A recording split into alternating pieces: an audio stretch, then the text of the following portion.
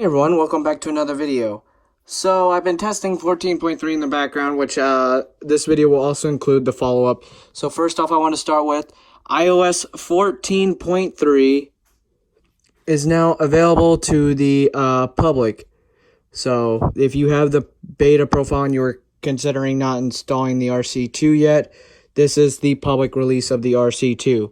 Came in at about 600 megs on this iPhone 11. Came in, smaller on iPhone 10Rs and iPhone 7s and stuff like that. It'll come in smaller unless you're coming from the beta of 14.3 beta 3 or 14.3 RC.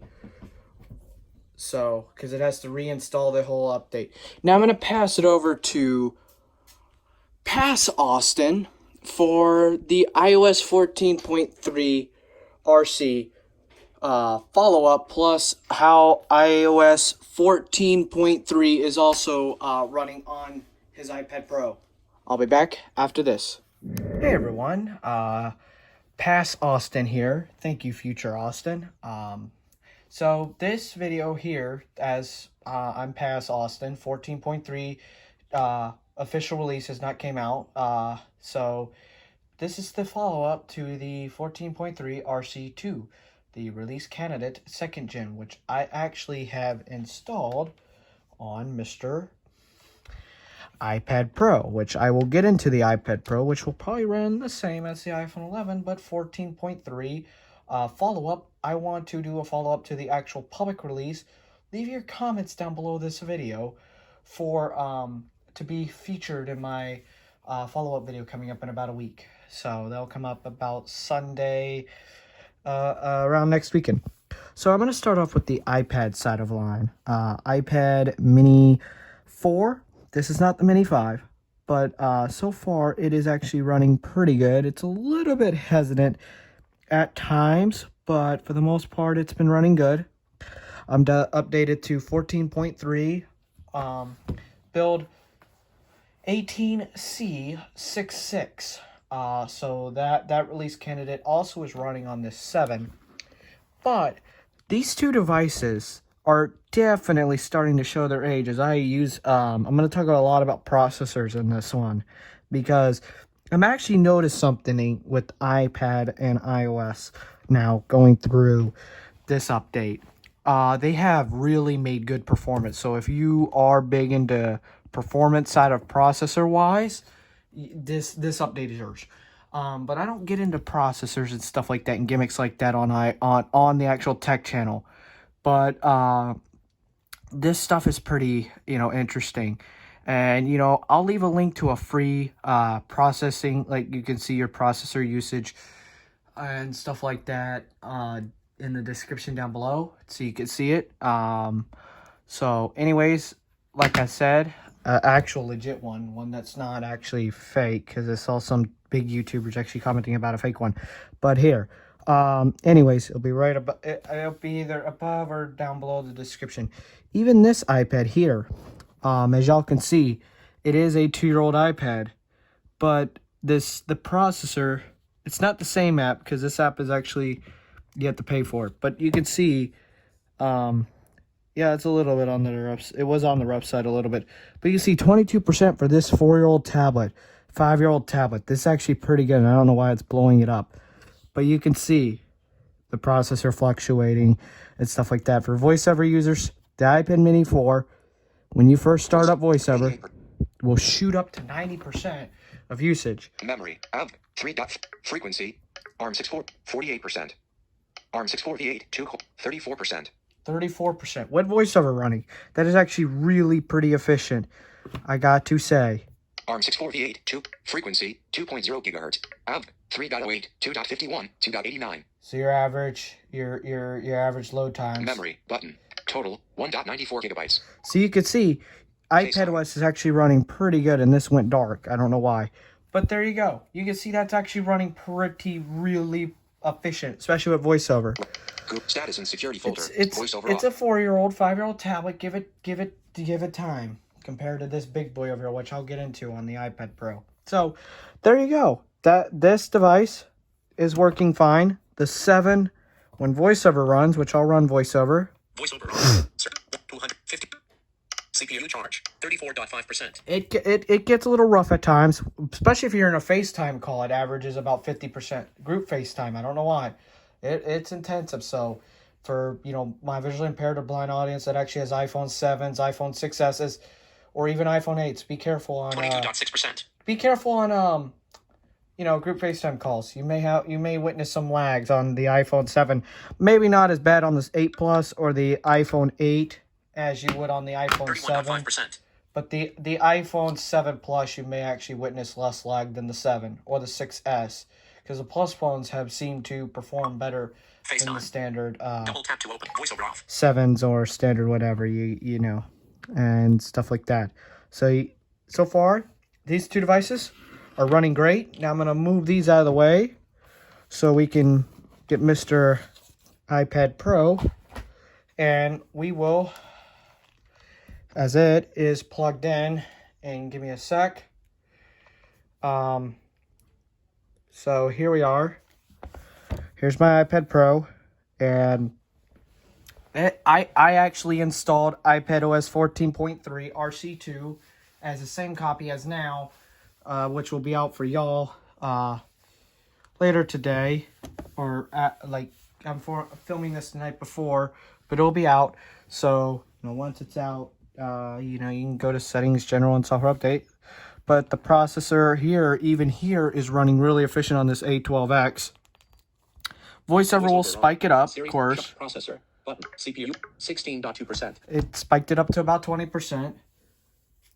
But you can watch as it will 3.9%. see idle down to like 3%. Like I said, I don't get into CPU usages that much 5.0%. because you really don't have to pay attention to it that much on iOS. But I wanted to see 7.4%. not what I wanted to see. I wanted to show y'all how efficient it's running. CPU charge. Battery life. Settings. We'll go in there and Settings. check battery life. Do not disturb button. Rows 1 to 12 of rows 8 to 20. Apple Pencil button. Back privacy battery button. Selected battery. So you can see my battery life has been getting pretty good. Last charge to 91%. 12 minutes ago. 12 minutes ago, 91%. Battery level varied between 95%. Last charge to 91. And I got a good 100%, like really good battery today. I got almost completely 80% out of my battery in 10 hours.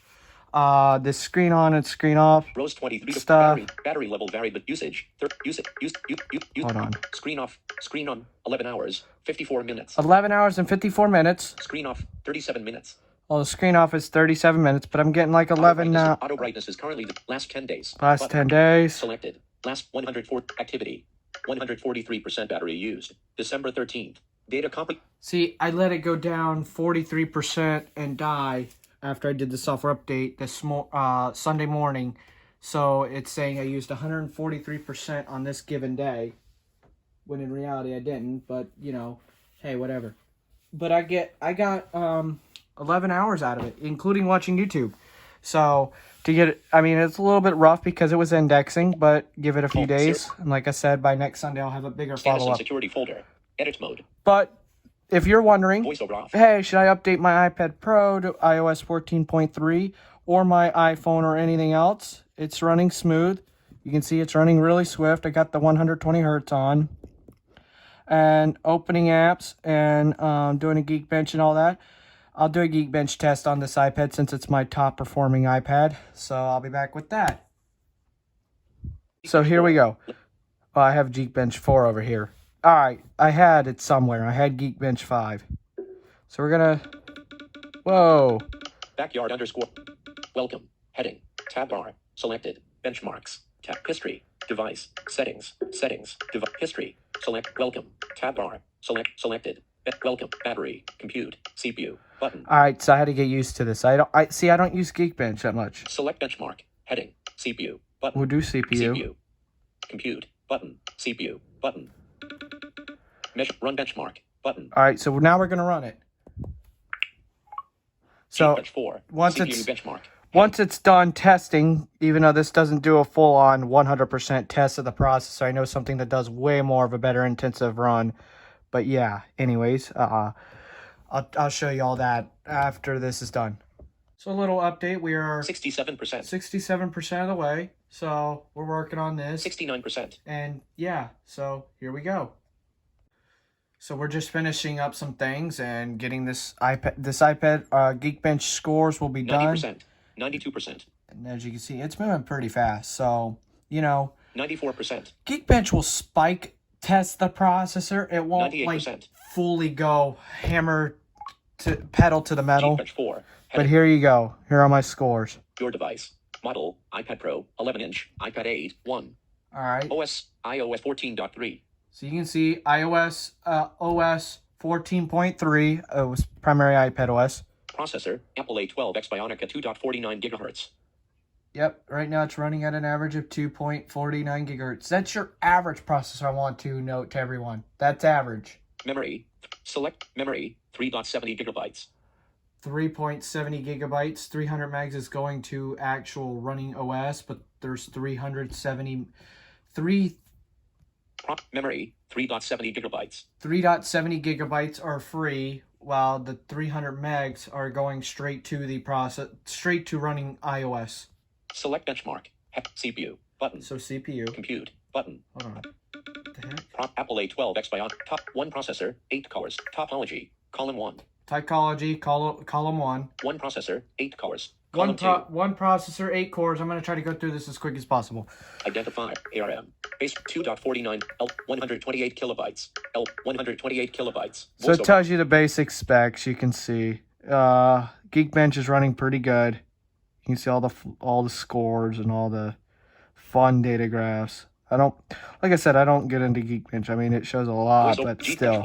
4,320. Osma. 2.83, 3,700, 2.83 gigabytes /sec. Osma. 3 AES. 3,763. Call 2.83 gigabyte. 6.75 MB /sec. JPEG.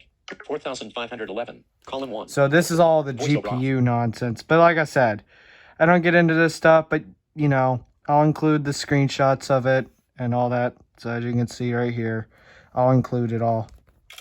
So y'all know. There y'all go. So there.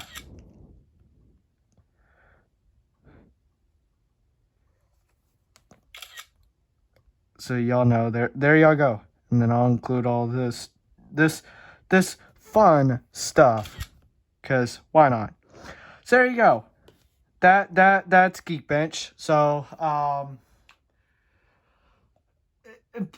performance wise, using the iPad OS 14.3 is not as draining or as intensive if you're like if you want to do FaceTime audio calls or you're talking to friends virtually for long periods of times, and y'all doing group FaceTime call may hog up a little bit more battery, but FaceTime audio, just one-on-one call, battery life has been excellent, has passed my test. Me and Justin actually were testing things out, and I only dropped 10% out of this iPad Pro, constantly leaving it unlocked and with 50% brightness, sitting at about 3 hours in a FaceTime audio call. So anyways, I'm going to pass this back over to current Austin, and we'll go from there. So so there y'all go. Anyways, back to current Austin. Here you go. Peace. Welcome back from future Austin now to current Austin. So as y'all can see, iOS 14.3 is running great on the iPad Pro. It's been running great on all my devices. The iPhone 7 and the iPad Mini 4 are showing their age of older Apple devices. So it passes my test. Y'all can download it and install it. Thank y'all so much for watching this video. Hope y'all enjoy this. Subscribe to the channel for more amazing iOS updates and more tech content. And I'll see y'all in another video. Peace.